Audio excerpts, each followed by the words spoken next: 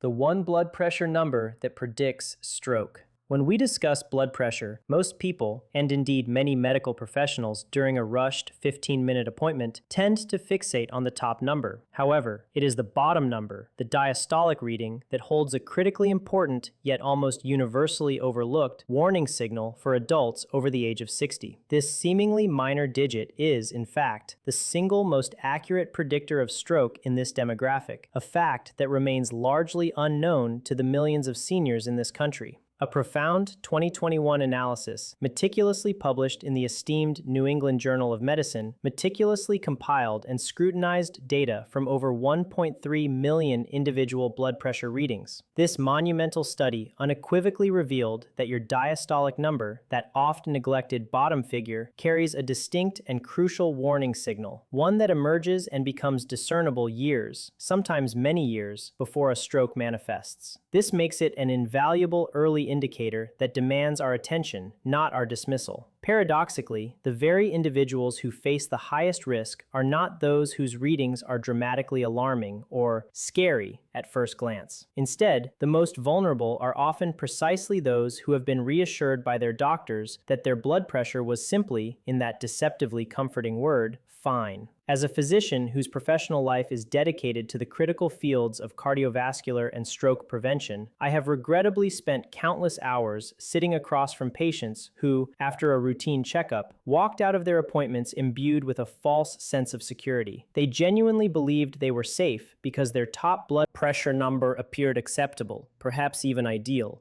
while the truly critical bottom number was silently, insidiously, and consistently trending in a dangerous direction. This oversight can have devastating consequences, as the subtle shifts in the diastolic pressure often go unnoticed until it is tragically too late. Therefore, over the course of our time together, I intend to meticulously guide you through the precise meaning and implications of that bottom number. We will explore why conventional medical appointments, constrained by time and established protocols, frequently bypass its significance, and most importantly, I will empower you with concrete, actionable steps you can implement this very week. These steps will enable you to accurately assess your own stroke risk, taking proactive control of your health before the risk itself takes control of you. My aim is to distill this complex medical information into plain, accessible language, ensuring you can immediately apply it to your life starting tonight.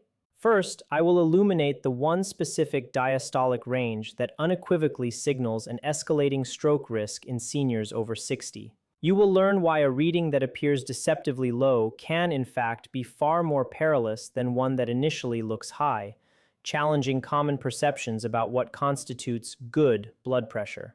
Second, I will introduce you to a remarkably simple 60-second home test.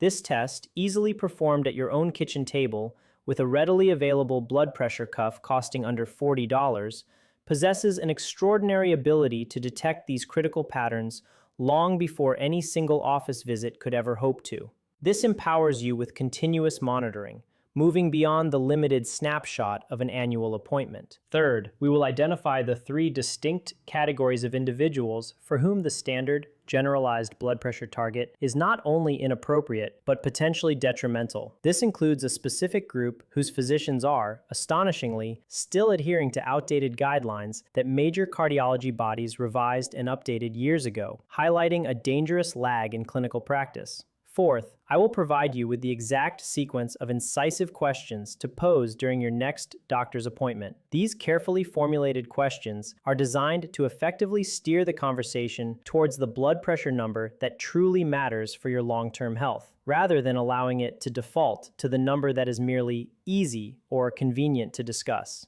And finally, fifth, I will expose the single most prevalent and dangerous mistake I observe seniors making when they eventually begin tracking their blood pressure. This common error subtly but powerfully distorts their own readings, making them effectively lie to the patient. Crucially, I will also provide a remarkably simple 30-second fix that instantly corrects this pervasive inaccuracy, ensuring your home readings are consistently reliable. Beyond these crucial points, there exists a significant facet of this story that even some well-intentioned health columns and public health messages have misinterpreted or gotten entirely backwards. This widespread misunderstanding is so critical that I will revisit it later in our discussion. The manner in which these sources have erred is precisely the way in which a vast number of people over 60 are, at this very moment, about to unknowingly make the same dangerous mistake concerning their own health. Let us commence by examining a real-life scenario. A composite figure named Eleanor, constructed from the countless cases I have encountered throughout my medical career. Eleanor, a woman of 68 years, resides in a meticulously maintained ranch house situated in Dayton, Ohio, the very home where she and her late husband lovingly raised their 3 children. Her routine is one of quiet consistency and healthy habits. She faithfully walks her beagle, Biscuit, twice daily, covering a mile each morning and another after dinner, steadfastly adhering to this regimen come rain or shine. Eleanor is not overweight, a testament to her disciplined lifestyle. She does not smoke, avoiding one of the most significant cardiovascular risk factors. Her diet is exemplary, reflecting the choices of a truly careful individual. She transitioned to olive oil years ago and meticulously keeps the salt shaker off her table, demonstrating a profound awareness of healthy eating. For the vast majority of her adult life, Eleanor's blood pressure exhibited a slight elevation in the top number, the systolic reading, which reflects the pressure within your arteries when your heart contracts and forcefully expels blood. This top number typically hovered around 140. In response, her physician prescribed lisinopril, a common and effective ACE inhibitor, to manage this elevation. Over a period of several years, this medication successfully brought her systolic number down beautifully, consistently placing it within the desirable 120s range. Everyone involved was pleased. The medical chart presented a clean, reassuring picture of controlled hypertension. At every subsequent medical visit, the ritual was consistent. The medical assistant would wrap the blood pressure cuff around Eleanor's arm, the machine would beep, and the top number would flash, comfortably within the target range. A collective sense of relief permeated the room. However, what no one was truly scrutinizing, what everyone was inadvertently overlooking, was the equally critical bottom number. As Eleanor's top number steadily decreased and stabilized, her bottom number, the diastolic reading, representing the pressure that remains in your arteries when your heart relaxes and refills between beats, continued its silent, relentless decline. It fell from the high 70s, then into the low 70s, eventually plummeting to an alarming 58. For an adult over 60, a diastolic pressure this low is far from a sign of optimal health. Instead, it frequently serves as a critical indicator that the large arteries, those vital conduits near the heart, have undergone age-related stiffening. More critically, it can signal that the heart's own coronary arteries are not receiving adequate blood flow, and therefore not filling properly during that essential rest phase between beats. Consider the profound implications of this in plain, comprehensible terms. The coronary arteries, which are solely responsible for nourishing Eleanor's own heart muscle, perform the vast majority of their crucial filling during diastole, that vital rest period. If the pressure driving this essential filling process has dramatically collapsed to a mere 58, the critical margin for her brain and heart to receive the life-sustaining blood they desperately require has diminished to an alarmingly precarious level, teetering on the edge of almost nothing. Her brain, in particular, bears the brunt of this compromised perfusion. The very same low pressure that appears so deceptively reassuring on paper means that the tiny, delicate, perforating vessels located deep within her brain, those intricate channels that supply the specific regions controlling her right hand and her ability to speak, are being compelled to perform their intricate work on a fuel line that is perilously close to running empty. The consequences of such chronic deprivation are severe and insidious. Then, one fateful Tuesday morning in March, as Eleanor simply bent to pick up her dog's water bowl, she experienced a sudden, disorienting sensation. The room perceptibly tipped around her. Simultaneously, her right hand became unresponsive. It simply would not close. The words she desperately tried to utter emerged scrambled and nonsensical. She later recounted to me with profound frustration that she knew precisely what she intended to say, yet she utterly failed to comprehend why the words would not materialize correctly. Her daughter, who happened to be visiting at that critical moment, immediately recognized the ominous signs. She had internalized one of those vital public service announcements, recalling the telltale symptoms: facial droop, arm weakness, and speech difficulty, the urgent reminder to call for help without delay. Within minutes, she had summoned emergency services. And it was precisely this swift, decisive action, that rapid call for help, that remains the sole reason Eleanor is still, to this day, able to walk her beloved dog, Biscuit. In the realm of stroke treatment, the stark and undeniable truth is encapsulated in the adage, "Time is brain." An estimated 1.9 million neurons tragically perish for every single minute that blood flow to the brain is interrupted.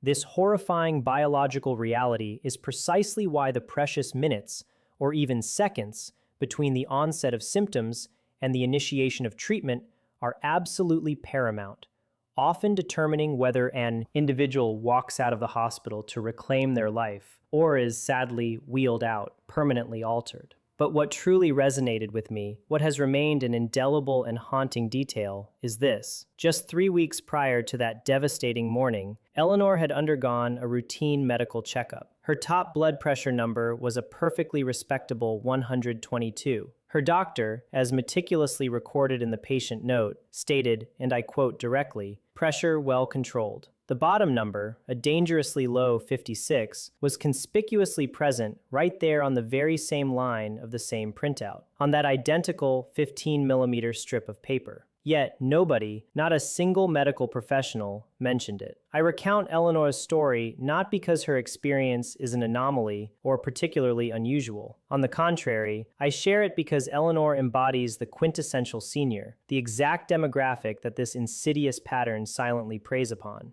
And the critical decision that inadvertently placed her at such grave risk, the unquestioning trust in the top number while neglecting to inquire about the bottom one, is precisely the same decision that millions of adults over the age of 60 are unwittingly making this very week. There are approximately 75 million Americans currently living with high blood pressure, and a substantial proportion of those individuals who are over 60 years old are unknowingly positioned within Eleanor's exact blind spot. They are comforted by a seemingly acceptable top number, while the critical bottom number quietly narrates a story of escalating danger, a story that, unfortunately, no one is reading aloud to them. Therefore, allow me to meticulously explain the underlying physiological mechanism in clear, unequivocal English so that you can confidently articulate it to anyone you care about, empowering them with this vital knowledge.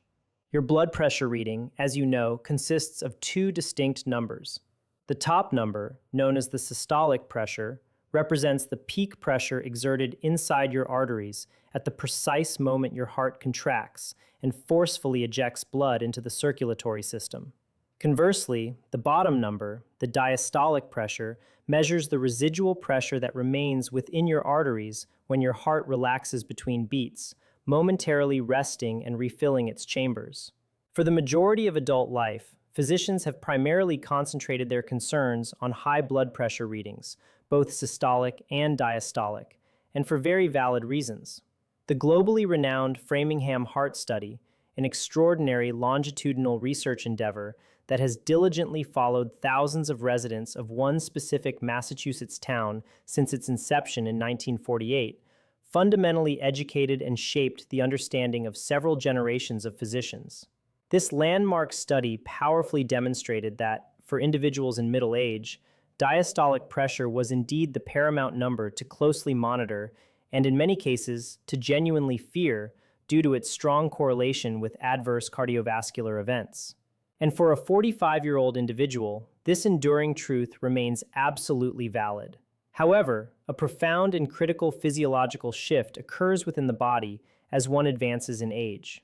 The large arteries positioned intimately close to the heart, most notably the aorta, the body's primary and largest artery, gradually and inexorably begin to lose their inherent elasticity and pliability. They undergo a process of stiffening. The vital elastin fibers, which originally endowed these arteries with their crucial spring-like quality and ability to expand and recoil, progressively fray and degrade. In their place, stiffer, less elastic collagen fibers accumulate, and calcium deposits begin to embed themselves within the arterial walls, further exacerbating this stiffening. A healthy, youthful artery can be likened to a brand new, supple rubber band, flexible, easily stretchable, and quick to snap back to its original shape. In stark contrast, an older, stiffened artery is more accurately compared to an aged garden hose that has been left exposed to the relentless sun for too long. It has lost its vital give and inherent elasticity that once effortlessly absorbed the forceful impact of each individual heartbeat. When this crucial large artery stiffens, two significant physiological events unfold simultaneously, altering the dynamics of blood flow and pressure. Firstly, the top number, the systolic pressure, tends to exhibit a noticeable climb. This occurs because the rigid, inelastic artery can no longer effectively cushion and absorb the full force of each cardiac contraction. Instead of being softened and dissipated by an elastic conduit, the powerful surge of blood slams directly into a rigid pipe, resulting in a higher peak pressure reading.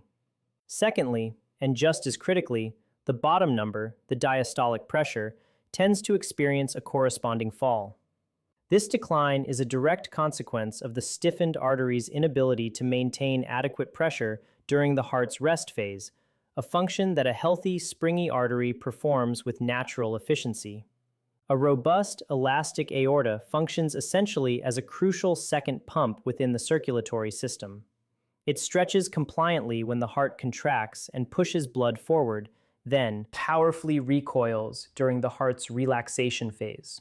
This recoil action is vital. It actively helps to sustain blood flow and maintain arterial pressure, even between beats. When the aorta loses its elasticity and stiffens, this critical recoil mechanism is compromised or entirely lost. Consequently, the pressure within the arteries between heartbeats sags noticeably. This leads to a widening gap between the two blood pressure numbers, the top, systolic, minus the bottom, diastolic. Cardiologists refer to this expanding difference as the pulse pressure. A wide pulse pressure, particularly in an individual over 60, serves as one of the most potent and undeniable arterial warning signs currently recognized in medicine. For instance, a reading of 150 over 60 yields a pulse pressure of 90, which is not merely a curious numerical observation. It is, in essence, the aorta itself communicating, in clear numerical terms, precisely how old and stiff it has become.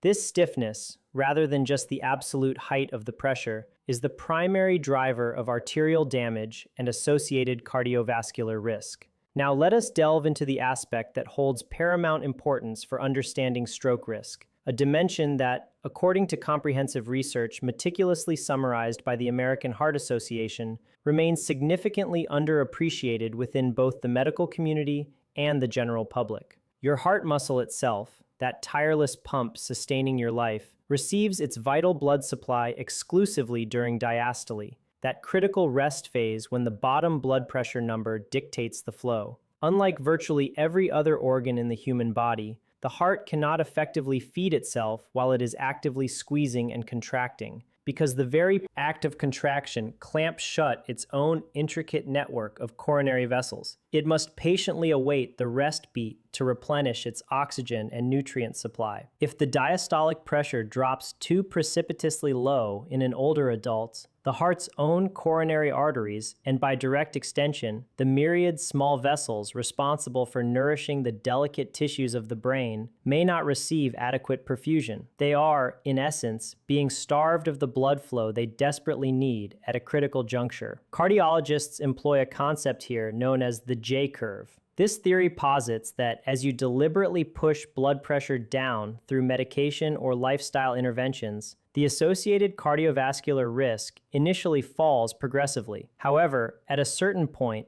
if the pressure is driven too low, the curve of risk begins to turn back upwards, implying that the very lowest blood pressure numbers can, paradoxically, carry an increased risk once again. Thus, a diastolic pressure that is excessively high unequivocally signals strain and ongoing damage to the cardiovascular system. But conversely, a diastolic pressure that is too low in a senior individual, particularly one with already stiffened arteries, can signal a perilous scenario. Vital organs are being shortchanged of critical blood flow precisely when their demand is highest. Both extreme ends of that bottom number spectrum carry inherent and significant risk. Extensive studies consistently suggest that the danger zone for many seniors often begins when the diastolic reading falls consistently below 60. A compelling 2017 analysis, published in the prestigious Journal of the American College of Cardiology, specifically raised this precise concern regarding the aggressive lowering of diastolic pressure in older patients.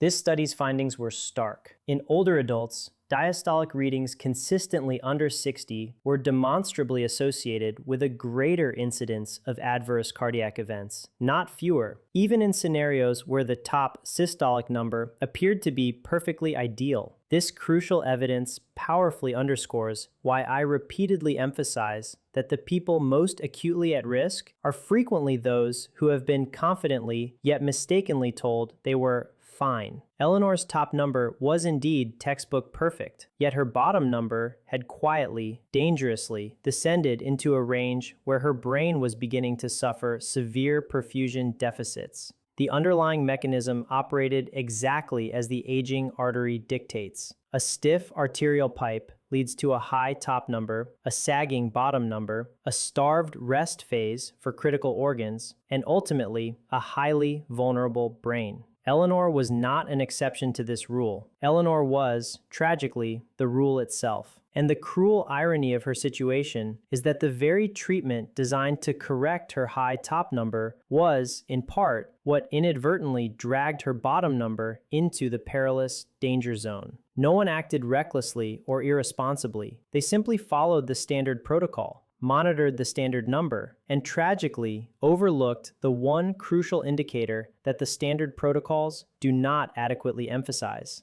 Now, let me illustrate how this identical, dangerous pattern can manifest in individuals who may appear entirely different from Eleanor. It is crucial to understand that this phenomenon is not exclusive to small, active women in Ohio. If you mistakenly believe that, you risk overlooking it in yourself or your loved ones. Consider Marcus, for example. He is 71 years old, a retired long-haul truck driver who spent decades on the road outside Houston. He is a man of broad shoulders, still possessing a formidable strength, the type who effortlessly carries all his groceries into the house in a single trip, and who would never, under any circumstances, describe himself as a patient. His top blood pressure number had consistently run high for decades, often hovering near an alarming 160. He wore this elevated reading almost like a badge of honor, frequently telling people that his pressure had always been high and he had always been fine.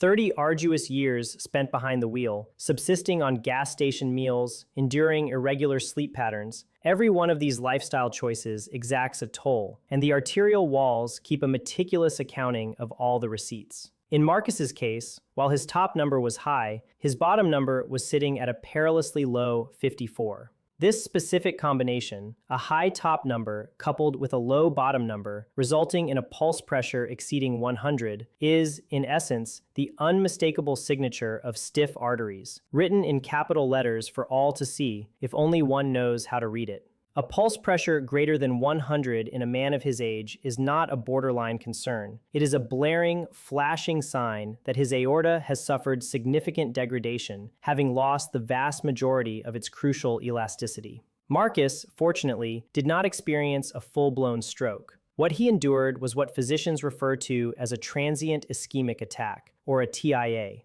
A temporary disruption of blood flow to the brain that, in his case, fortunately resolved within about 20 minutes. He recalled his left side suddenly going numb, his coffee cup slipping uncontrollably from his hand, and then, just as quickly, the symptoms passed. He, like many others, told himself it was nothing significant. People commonly refer to these events as mini strokes and, dangerously, often brush them off as minor incidents. However, it is imperative to understand that a TIA is anything but minor. It is, in fact, a blaring fire alarm, a critical warning from your body. Roughly 1 in 3 individuals who experience such a warning event and, tragically, choose to ignore it will go on to suffer a full, debilitating stroke, many of them within a mere 90 days of the initial TIA, according to sobering data cited by the American Stroke Association. The period of highest risk for a subsequent, more severe stroke is terrifyingly within the first 48 hours, when the very same vessel that briefly clogged is most vulnerable to clogging again, this time permanently. Marcus's case serves as a poignant illustration of the warning shot, and crucially, that this warning shot is an invaluable gift, but only if you choose to listen to it. He listened, albeit reluctantly, primarily because his astute wife insisted. The subsequent medical workup unequivocally confirmed the classic picture of stiff arteries and a dangerously wide pulse pressure, allowing his treatment plan to be critically adjusted before a second, potentially devastating event ever materialized. Then there is Joyce, a 63-year-old retired schoolteacher from Sacramento, whose case presents a particularly surprising and insightful lesson. By the traditional, outdated standards, Joyce's blood pressure numbers appeared absolutely perfect, a pristine 118/72. Her doctor would routinely exclaim, "Beautiful," and clinically, based on a single snapshot reading, he would not have been mistaken. On any given day, that specific reading is one that most of us would be genuinely delighted to possess.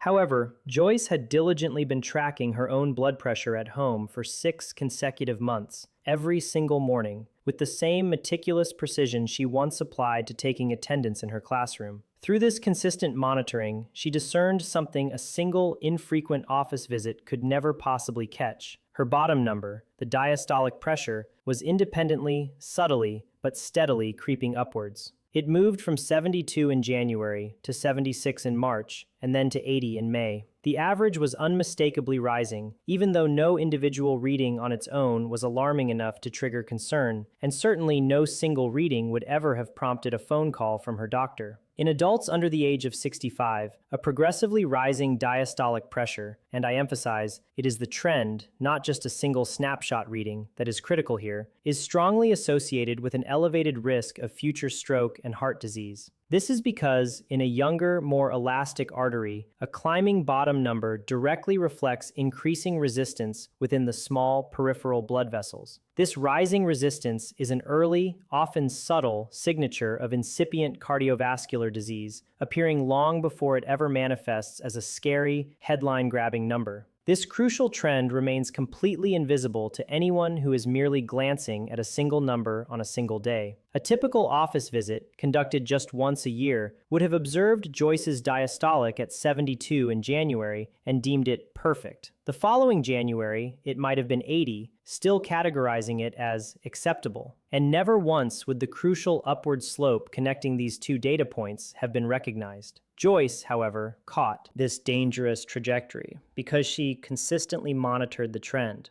Her doctor, armed with this invaluable home data, adjusted her care plan. This involved a modest yet significant change, primarily focusing on lifestyle modifications and an early conversation about appropriate medication. As a direct result, the dangerous climb in her diastolic pressure halted, and then, encouragingly, it reversed course. Joyce's case powerfully encapsulates the central thesis of this entire discussion. The blood pressure number that truly predicts stroke is not the isolated reading scribbled on a clipboard once a year in a doctor's office. It is the number you diligently track and monitor consistently over time, discerning its subtle but significant trends. So we have 3 distinct individuals. A small, active woman whose too low bottom number was inadvertently pushed further down by her medication. A strong, stoic man with a dangerously wide pulse pressure who nearly dismissed a critical warning event. And a younger retiree whose quietly rising diastolic trend would have gone completely undetected by any standard office appointment.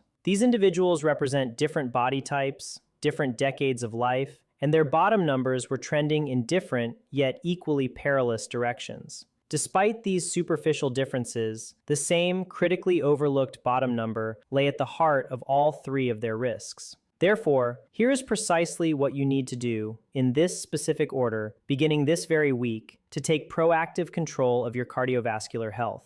Firstly, you must invest in a clinically validated upper arm blood pressure monitor. It is imperative that you cease relying solely on the single, often inaccurate reading taken at your doctor's office. Crucially, avoid wrist cuffs. Wrist cuffs are significantly less reliable for this purpose because the arteries in the wrist are inherently smaller, and the precise position of your wrist relative to your heart can very easily skew and distort the reading, rendering it inaccurate. A high-quality automatic upper arm cuff that has undergone rigorous clinical validation typically costs anywhere from $30 to $50 and is readily available at any reputable pharmacy. When selecting a device, meticulously search for the word "validated" clearly printed on the box or on the manufacturer's website. To further ensure accuracy, you can cross-check the model number against the publicly maintained listing at validatebp.org. This independent organization meticulously lists only those devices that have successfully passed stringent accuracy testing against the rigorous standards recognized by the American Medical Association. Equally important is acquiring the correct cuff size for your arm. A cuff that is too small for your arm will provide a falsely high reading, potentially leading to unnecessary anxiety or over-medication. Conversely, a cuff that is too large will yield a falsely low reading, offering dangerous false reassurance. The difference attributable to an incorrectly sized cuff can be more than 10 points, a clinically significant margin. This initial step, acquiring and correctly sizing a validated home monitor, forms the indispensable foundation for all subsequent actions, because as Joyce's story so vividly illustrated, the single office snapshot inevitably misses the critical long-term trend. Do this first, without delay. Secondly, and this is absolutely critical, you must measure your blood pressure correctly. Incorrect measurement technique is the most common and dangerous mistake that causes your own diligently taken numbers to lie to you, offering either false alarms or perilous false reassurance. This fulfills promise number 5, ensuring your data is reliable. Before taking any measurement, sit quietly and calmly for a full 5 minutes. Not 2 minutes, but 5. This extended period is essential because it takes that long for the accumulated small stresses and physiological responses of the morning to fully settle out of your circulatory system, allowing your body to reach a true resting state. Ensure your feet are placed flat on the floor, not crossed. Merely crossing your legs can, by itself, elevate your reading by several points. Your back must be fully supported. Tensing your back muscles to maintain an unsupported upright posture will subtly nudge the numbers upwards. Your arm should rest comfortably on a table, with the cuff positioned precisely at the level of your heart. It should not be hanging down, nor should it be raised up. During the measurement, absolutely refrain from talking. Even conversational speech can add a significant 10 points to your reading. Do not take your measurement immediately after consuming coffee, smoking a cigarette, or engaging in exercise. Furthermore, always empty your bladder first, as a full bladder can also subtly elevate your blood pressure reading. Take 2 separate readings, precisely 1 minute apart, every single morning before you consume any medication or food. It is vital that you meticulously record both numbers, the top and the bottom, every single day for a period of 2 consecutive weeks. An arm that is allowed to dangle below heart level can artificially inflate your reading by as much as 10 points, primarily because you are partially measuring the hydrostatic weight of the column of blood in addition to the actual pressure within the vessel. This single common positioning error is responsible for sending more individuals into needless worry or providing them with dangerous false reassurance than almost any other mistake I encounter. The straightforward fix for this ubiquitous error takes merely 30 seconds. Simply prop your arm comfortably on a table so that the cuff sits level with the middle of your chest. and this critical inaccuracy corrects itself automatically. Thirdly, after 2 weeks of diligent tracking, you must calculate your pulse pressure and meticulously observe the trend of your bottom numbers. Once you have accumulated your 14 days of data, select your typical morning reading. From the top number, subtract the bottom number. The resulting figure is your pulse pressure. In any adult over the age of 60,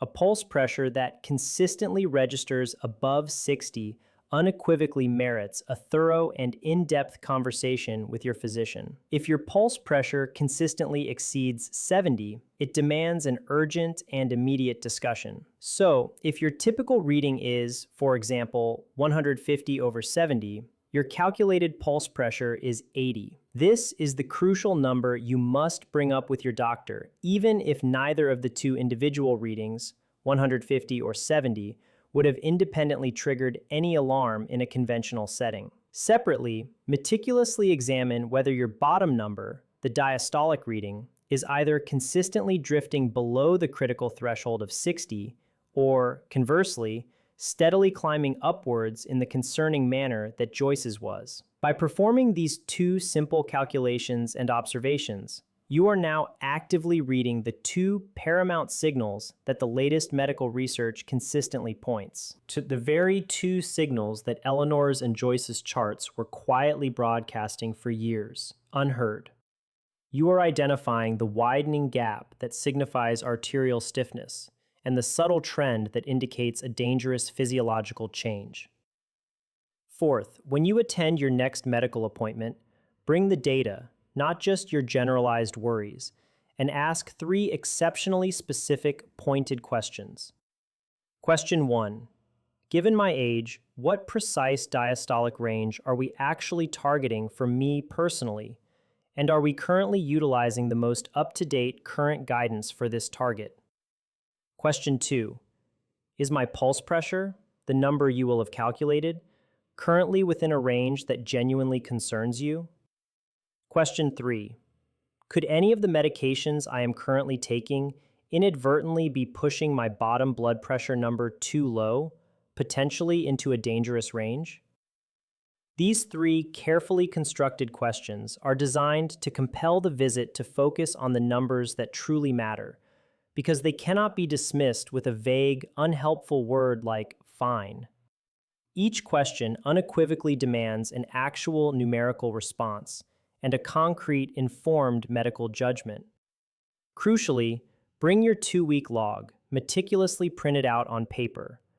A tangible, printed log dramatically alters the dynamics of the conversation more effectively than any sentence you could articulate, precisely because it represents irrefutable data that the physician cannot simply wave off or ignore.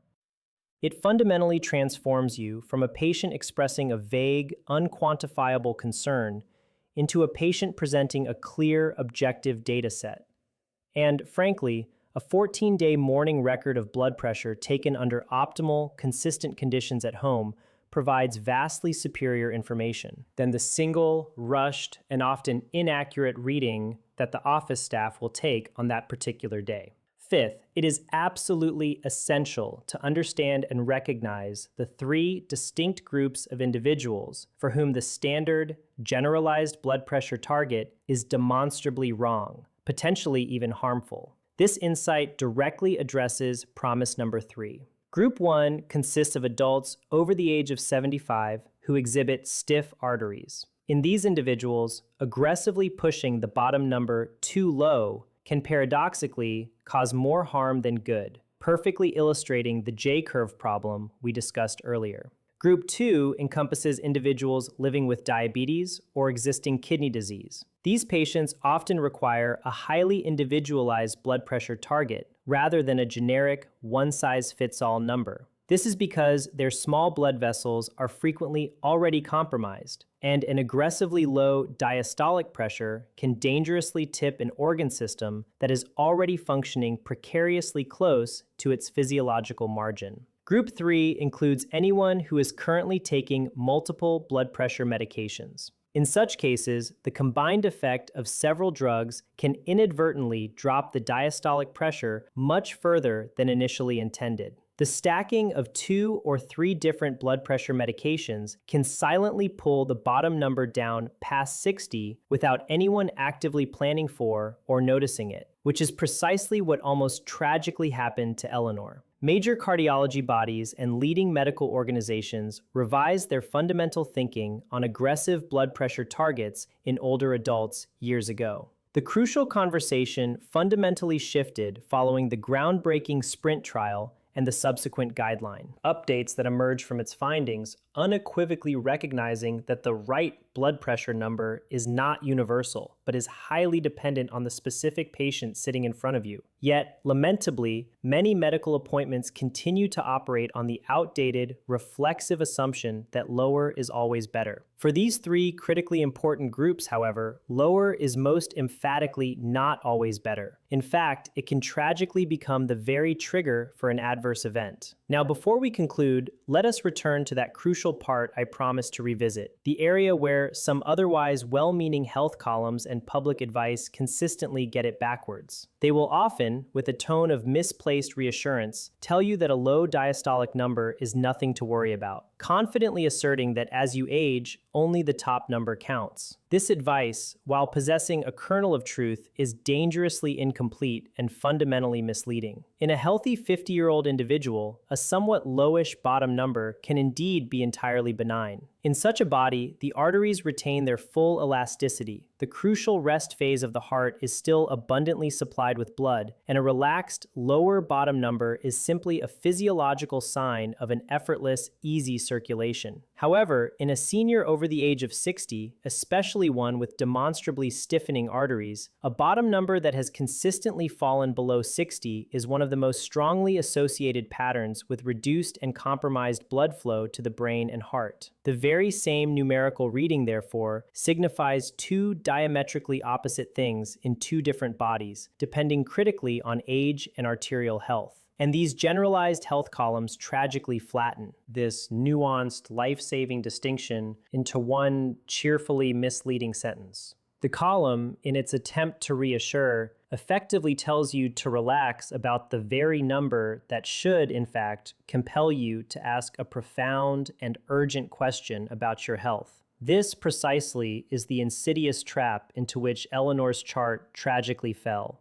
A diastolic reading of 56, which would have been utterly harmless and unremarkable at age 50, became a critical, ignored warning signal at age 68. And it was the reassuring yet tragically flawed version of this common advice that allowed that dangerous slide to occur unchecked. Furthermore, here is one additional, highly impactful strategy that even some primary care visits might not spontaneously raise. If your bottom blood pressure number consistently sits at or below 60, and you are currently taking blood pressure medication, you should specifically inquire with your physician about the precise timing and dosage of your evening medication. This is a critical point because, for a significant number of individuals, the diastolic pressure dips to its lowest point overnight during sleep, which is precisely when the brain can be most vulnerable to compromised blood flow. Most individuals naturally experience a physiological nighttime dip in blood pressure, typically ranging from 10 to 20% during sleep. If your daytime diastolic pressure is already comfortably sitting at 60, that normal, healthy overnight dip can effortlessly carry it into the low 50s or even below in the small hours of the morning, precisely when you are lying flat, still, and least likely to consciously notice any warning signs. A simple 24-hour ambulatory blood pressure monitor, a cuff that you wear continuously for an entire day, taking automatic readings, around the clock, usually every 20 or 30 minutes, can definitively reveal such an overnight low, a critical window of risk that no single morning reading or intermittent office visit will ever catch. This information is provided for educational purposes only and is not a prescription or medical advice. Any medication changes must be discussed and made solely by your prescribing physician. However, for the right individual, proactively asking for a 24-hour ambulatory monitor is the crucial question that can unveil this hidden window of risk. Those critical hours between 2 and 5 in the morning when no clinic is ever open to measure. Yet, profound physiological events can unfold. If your blood pressure numbers are all comfortably and consistently within the healthy range, then you likely do not need this advanced monitoring. But if your bottom number regularly runs low, this is a strategic and potentially life-saving move to consider. To further empower you in this crucial journey, I have meticulously compiled a complimentary single-page resource titled The Bottom Number Tracker. This invaluable tool is a printable morning log designed for your home use, featuring a clear illustration of the correct measuring posture, a built-in pulse pressure calculator to simplify your analysis, the 3 essential questions to ask your doctor at your next appointment, and a simple chart that allows you to instantly visualize your 2-week trend at a glance. You can easily access and download this resource completely free of charge at the link provided in the description below. There is absolutely nothing to buy. It is specifically designed to be the single, impactful sheet of data you bring to your next medical appointment, transforming your visit into a more informed and productive discussion about your health. If this comprehensive explanation has helped you to finally understand a critical number that your own medical chart has likely been displaying for years, often without being fully appreciated, then the single most useful action you can take is to hit the like button and subscribe to Dr. Vitalis. Every new subscriber significantly helps this vital message reach one more person over the age of 60 who was, like Eleanor, mistakenly told they were fine.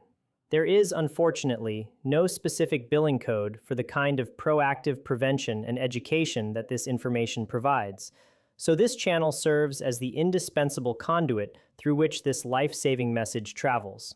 And if you have a parent, a spouse, or a neighbor over the age of 60 who is currently taking blood pressure medication, please do them the profound service of sending them this video today, well in advance of their next appointment.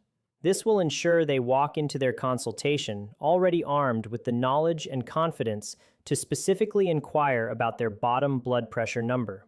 That one simple question, asked at the right time, is precisely the kind of proactive step that can ensure someone continues walking their dog or living their life fully the very next morning. Please remember, this video is strictly for educational purposes only and does not constitute medical advice. Always consult with your own qualified physician regarding your specific medical situation and any decisions about your health. I look forward to seeing you in the next one.